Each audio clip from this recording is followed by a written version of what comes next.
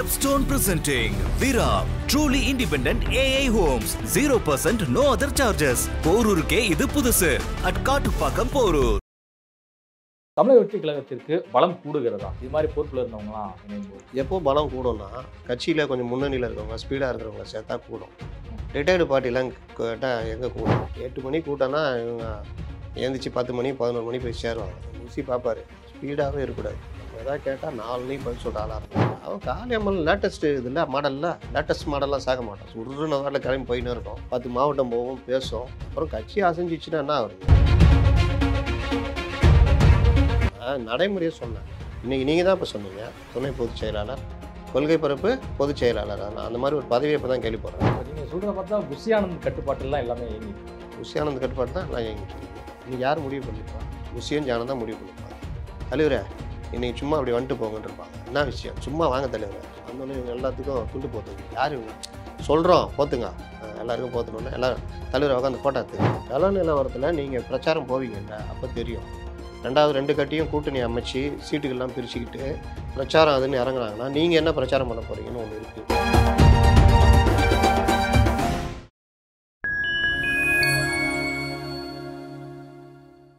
Fine media நேயர்களுக்கு வணக்கம். நான் உங்கள் சங்கிமுகன். நம்ம சிறப்பு நிகழ்ச்சியில் நம்மோடு இருந்திருக்கிறார் மரியாதைக்குரிய மூத்த பத்திரிகையாளர் திரு அப்துல் முத்தலிஃப் அவர்கள். வணக்கம். வணக்கம். எப்படி சார் இருக்கீங்க? நல்லா இருக்கேன். தமிழக வெற்றி கழகத்தில் முன்னாள் IRS அதிகாரி அருண்ராஜ், அதன் பிறகு திமுக அதிமுகவை சேர்ந்த முன்னாள் எம்எல்ஏக்கள், ரிட்டையர்டு எம்எல்ஏக்கள் சொல்லுங்க. அதிமுகவில் முன்னாள் எம்எல்ஏவாக இருந்த டாக்டர் ஸ்ரீதரன் வால்பாறை தொகுதியில் இருந்தார். 91 அந்த டைமில் இருந்தார். அதற்கு அடுத்ததாக செல்வின் 1996 வந்து திருவைகுண்டம் எம்எல்ஏவாக வந்து இருந்தவர் திமுகவில். இவரும் இணைஞ்சிருக்கிறாரு.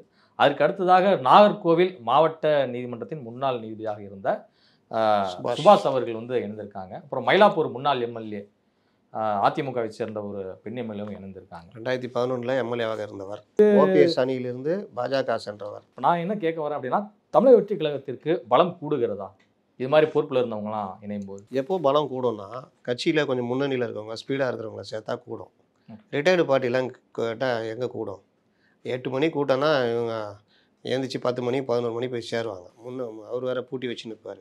பனையூரை பார்த்து சேர்க்குறாங்க பாருங்கள். எல்லாம் ரிட்டையர்ட் பார்ட்டி.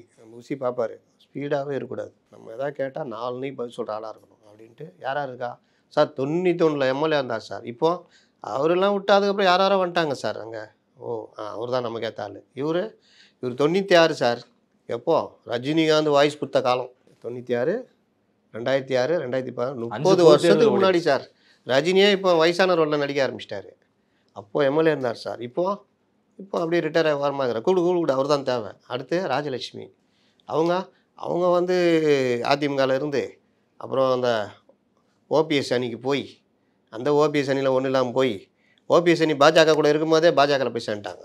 அங்கே போயிட்டு அங்கேயும் ஒன்றும் இல்லை. சரி இப்போ என்ன பண்ணுறதுன்னு பார்த்துருந்தாங்க. கூப்பிடு அவங்க தான் தேவை, சேர்த்தாச்சு. அப்புறம் மாவட்ட ஜட்ஜி அதெல்லாம் மேட்டர் இல்லை. அவங்க வருவாங்க இருப்பாங்க. நீங்கள் கமலாசன் கட்சியில் சேராத IPS IAS அதிகாரிகளா எல்லாம் என்ன மேடை பேச்சில் வல்லுநர்களாக இருந்தாலும் என்ன பண்ணாங்க, அப்படியே இருப்பாங்க. இன்னொருத்தர் MHA செக்ரட்டரி ஒருத்தர், இணை செயலாளராக ஒருத்தர் ராஜாராம அதை பேர் அவர். அப்புறம் அவங்க இதிலே இருக்கிற ஒரு வழக்கறிஞர் ஒருத்தர். காளியம்மாள் அதெல்லாம் உருட்டினாங்க. காளியம்மாலே கேட்டாங்களாம், அப்படியா நான் என்ன சேர்க்குறாங்களா அப்படின்னு. அவன் காளியம்மாள் லேட்டஸ்ட்டு இதில் மாடலில் லேட்டஸ்ட் மாடல்லாம் சேர்க்க மாட்டான். சுடுன்னு வாரில் கிளம்பி போயின்னு இருக்கும். 10 மாவட்டம் போவோம், பேசும். அப்புறம் கட்சி அசைஞ்சிச்சுன்னா என்ன வருது? இவங்கெல்லாம் கிளம்புறதுக்குள்ளே எல்லாம் முடிஞ்சிடும். அதனால் ஸ்ரீதரன்லாம் இப்போ தான் யாருன்னு நம்ம ரிப்போர்ட்டரில் கூப்பிட்டு கேளுங்க, யாருங்க ஸ்ரீதரன் யார் சார்? தெரியலையா சார்? அப்புறம் அந்த எடுத்து விக்கிபீடியா அதெல்லாம் போய் தேட வேண்டியதாக இருக்குது. காளியம்மாளுக்கு அப்படி தேடுற மாதிரி இருக்குமா? ஏன் சேர்க்கலை தான் இன்றைக்கும் இதுதான் பிரச்சனை.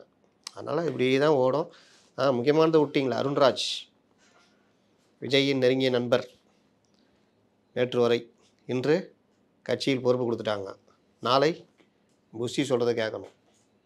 அப்புறம் மிஸ்டர் அருண்ராஜ், நீங்கள் இனிமேல் விஜய் பார்த்து பேசக்கூடாது. என்ன சார் சொல்கிறீங்க? அப்படி தான். நேற்று வரைக்கும் நீங்கள் நண்பர், இனி கட்சியில் நீங்கள் இணைஞ்சிட்டீங்க. இனி அண்டர் மை கண்ட்ரோல். ஓகேவா? நான் சொல்கிறதான் செய்யணும். என்ன செய்யணும்? நான் சொல்லுவேன், அப்போ செஞ்சால் போதும்.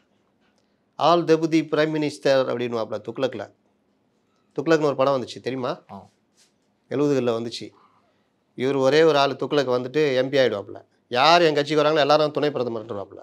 எல்லாரும் சேர்ந்துருவாங்க, ஆட்சி பிடிச்சிருவாப்புல துக்ளக்கு. ஆல் டெபுட்டி பிரைம் மினிஸ்டர்ஸ் அப்படின்னுவார். எங்களுக்கு இலாகா ஒதுக்க வேண்டாம். அப்போ திமுக மாதிரிலாம் மிமிகிரி பண்ணி அதில் ஒவ்வொருத்தரும் பேசுவாங்க. எங்களுக்கு என்ன இலாகா, உங்களுக்கெல்லாம் ஒன்றும் இலாகா கிடையாது. அப்புறம் நான் என்னங்க பண்ணுறது, ஒன்றும் பண்ண வேணாம். அப்புறம் நாங்கள் எப்படி கருத்தை எப்படி சொல்கிறது, நாங்கள் கருத்து கேட்க மாட்டோம், கேட்டால் சொன்னால் போதும், அவ்வளோதான். இப்படியே போவோம் அந்த படம் காமெடியாக. அந்த மாதிரி ஆல் டெபுட்டி பிரைம் மினிஸ்டர்ஸ் அப்படின்ட்டு எல்லாரையும் கூப்பிட்டு உட்கார வச்சு பண்ணுவாங்க. இது ஒரு பக்கம். இன்றைக்கி கட்சியில் சேர்த்துருக்காங்க. இணைப்பு விழா முடிஞ்சது. யாருக்கு ஏதாவது பதவி சொன்னாங்களா? இல்லை, அருண்ராஜ் அவர்களுக்கு வந்து அறிவிச்சாங்களா? இந்த இந்த ஊக அடிப்படையில் அவங்கவுங்க சொல்கிறதெல்லாம் சொல்லக்கூடாது. இல்லை, நான் சோர்ஸை கேதர் பண்ண வரைக்கும் நான் சொல்கிறேன். சோர்ஸ்லாம் கிடையாது, நான் சொல்கிறேன் சோர்ஸு. எல்லாரையும் கூப்பிட்டு சேர்த்துட்டு எல்லாருக்கும் சால்வை போட்டு ஃபோட்டோ எடுத்துகிட்டு போயிட்டு வாங்கன்ட்டான். இதுதான் சோர்ஸ். வேணால் கேட்டு பாருங்க. இந்த ஊக அடிப்படையில் இவருக்கு கொள்கை பரப்பு பொதுச் செயலாளர் பதவி, கொள்கை பரப்பு இதெல்லாம் யூகங்கள் அப்படின்னா அறிவிக்கணும்ல. இவர் இணைந்தார், அவருக்கு இந்த பதவி வழங்கப்பட்டது. இவர் இணைந்தார், இவருக்கு இந்த பதவி எதுவும் கிடையாது. எல்லாரும் வாங்க, விஜய் வரார், வந்தோடனே எல்லாருக்கும் சால்வை போட்டார், நீங்கள் தான் கட்சியில் சென்றிங்களா, சேருங்க. இனிமேல் எல்லாரும் அண்ணன் புஷி ஆனந்த் சொல்கிறத கேட்டுங்க, அவ்வளோதான்.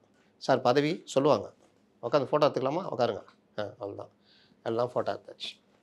யாருக்கும் என்ன பதவிலாம் அறிவிக்கல, இனிமேல் தான் அறிவிப்பாங்க. சில மாதங்களுக்கு அடுத்தது கூட அறிவிக்கலாம் இல்லையா? சில மாதங்களா? பரவாயில்ல, நான் கூட சில நாட்கள் நினச்சேன். நீங்கள் என்னோட வேகமாக இருக்கிறீங்க. இல்லை ஓரிரு நாட்கள் இல்லை, வந்த உடனே எல்லா கட்சியிலுமே உடனே பொறுப்பு கொடுக்கப்படுறது இல்லையா? கொஞ்ச நாள், ஒரு 2 மாதம் 3 மாதம் டைம் எடுத்துட்டு ஒரு நல்ல பொறுப்பாக கொடுக்கலாம் இல்லையா? கொடுக்கலாம். எல்லாம் அவங்க இஷ்டம் தானே, கொடுக்கலாம். நான் அதெல்லாம் ஒன்றும் சொல்லிங்க, அது அவங்க உட்கட்சி விவகாரங்க. நான் நடைமுறையை சொன்னேன். இன்றைக்கி நீங்கள் தான் இப்போ சொன்னீங்க, துணை பொதுச் செயலாளர், கொள்கை பரப்பு பொதுச் செயலாளர், அதெல்லாம் அந்த மாதிரி ஒரு பதவியை இப்போ தான் கேள்விப்படுறேன். கொள்கை பரப்பு செயலாளர் 3-4 பேர் இருப்பாங்க. கொள்கை பரப்பு ஒரு பொதுச் செயலாளர், அப்புறம் கொள்கை பரப்பு செயலாளர். காங்கிரஸில் பார்த்தீங்கன்னா ஒரு 100 கணக்கில் பொதுச் செயலாளர் இருப்பாங்க காங்கிரஸில், பார்த்துருக்கீங்களா? எல்லாம் காடு போட்டு சுற்றின்னு இருப்பாங்க. அந்த மாதிரி இது தமிழக வெற்றி கழகத்தினுடைய அடுத்த கட்ட மூவ் என்னவா இருக்கும்? இப்போ ஜூன் 22 அவருடைய பிறந்தநாளுக்கு பிறகு மிகப்பெரிய அளவில் சுற்றுப்பயணம் இருக்க போகிறது. ஸோ அதன் போது வந்து பார்த்தீங்கன்னா ஒவ்வொரு மாவட்டத்திலையும் இணைப்பு விழா வந்து பெரிய அளவில் முன்னெடுத்து நடத்த போகிறார். இதே மாதிரி ரிட்டையர்ட் பார்ட்டிங்களாமா சொல்கிறாங்க. இதே மாதிரி எல்லா மாவட்டத்திலையும் தேடுப்பா, ரிட்டையர் ஆனவங்களாக இருக்கணும். எல்லாம் 90கள் 67 எம்எல்ஏவாக இருக்கணும், 75 எம்எல்ஏவாக இருந்திருக்கணும். ஊரே திமுகவே மறந்து போயிருக்கோம் அவர். அப்போ திமுக நம்ம கட்சியில் இருந்தார், ஆமாம், இப்போ சேர்ந்துட்டாரா, சரி விடு. அந்த மாதிரியா செலக்ட் பண்ணி இதுனா அவங்க ஆக்டிவாக இருக்கிறவங்களாம் மொய்க்கிற மாதிரி மொச்சிருந்தாங்க, அவங்கள யாரையும் சேர்க்கல.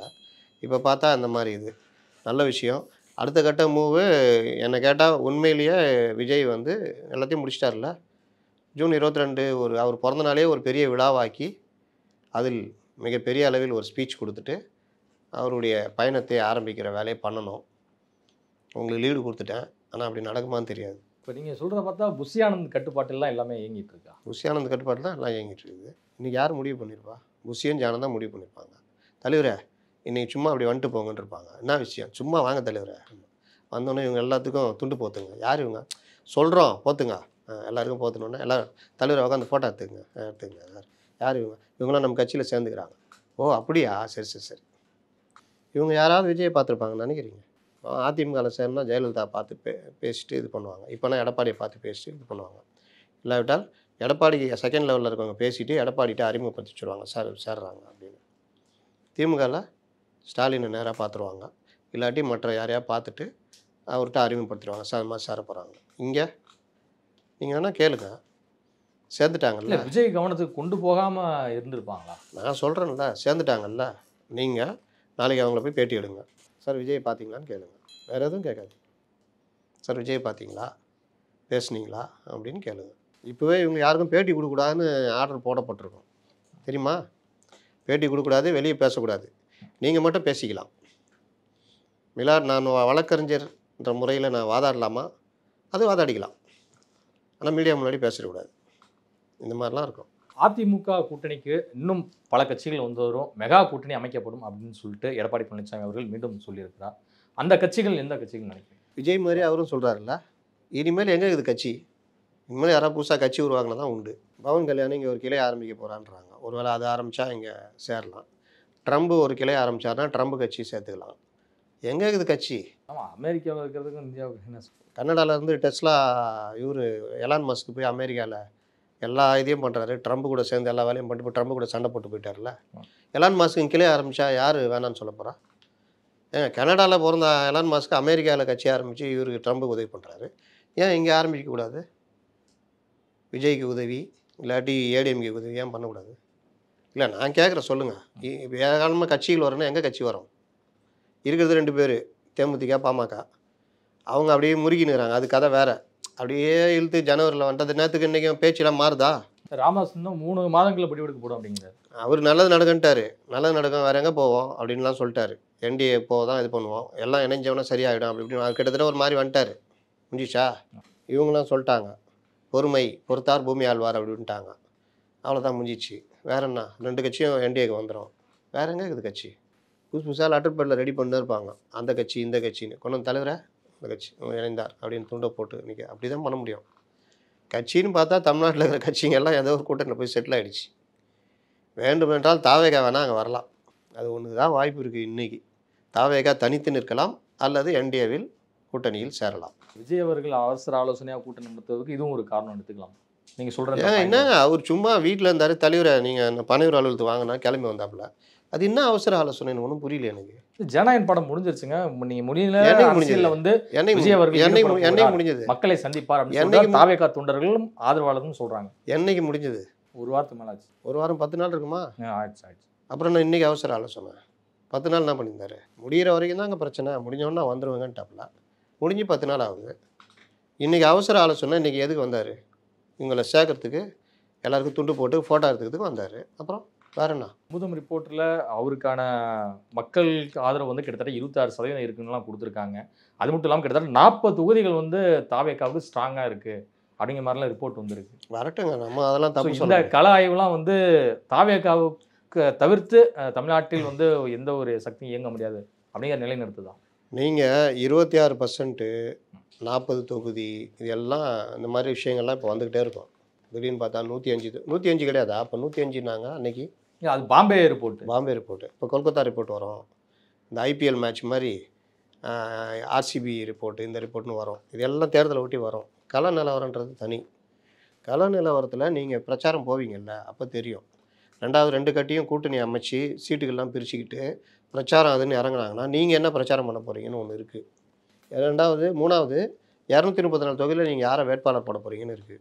இவங்களுக்காக நீங்கள் தான் பிரச்சாரம் பண்ணணும், வேறு யாரும் கிடையாது. புஷி ஆனந்த் அங்கே அதிகபட்சம் போனார்னா அவர் சேரை தூக்காமல் பார்த்துக்குவாப்புல. அவ்வளோதான், அவருக்கு வேறு எதுவும் பேச வராது. ஒரு பொதுச் செயலாளருங்க, அவருக்குன்னு ஒரு பொதுச் செயலாளர் தான் அதை பண்ணார். நான் பண்ணாதையா சொன்னேன்? நான் எதாவது புதுசாக சொன்னால் சொல்லுங்கள். அவர் பண்ணதானே சொன்னேன். அவ்வளோ பெரிய கூட்டத்தில் எவ்வளோ நோக்கத்துக்கு உட்காடுறோம். அங்கே அவருக்கு அதுதானே பெருசாக தெரியுது. அதை ஒரு சின்ன பையனை போட்டு அதை பார்த்துக்கிட்டோன்னா பார்த்துக்க போகிறான். அப்போ அவருக்கு எந்த விஷயம் பெருசாக தெரியுது? இல்லை, அவர் பேசினாருங்க. சொல்லின் செல்வராக பல மேடைகளில் முழங்கி இருக்கிறார், பல பத்திரிகைகளை சந்திப்பில் நடத்தியிருக்கிறார். உங்களுக்கு பொறாமை, இப்படி பேசுகிறீங்கன்னு சொல்லுங்கள், நான் ஏற்றுக்கிறேன். புரியுதா? அப்போ இவங்க எல்லாம் சுற்றுப்பயணம் போய் பண்ணி பேசி பண்ணணும். இந்த மாதிரி பிரச்சனை எல்லாம் சேர்ந்து கலந்து ஒரு முடிவுக்கு ஜனவரி கிட்ட நெருக்கத்தில் தெரியும்.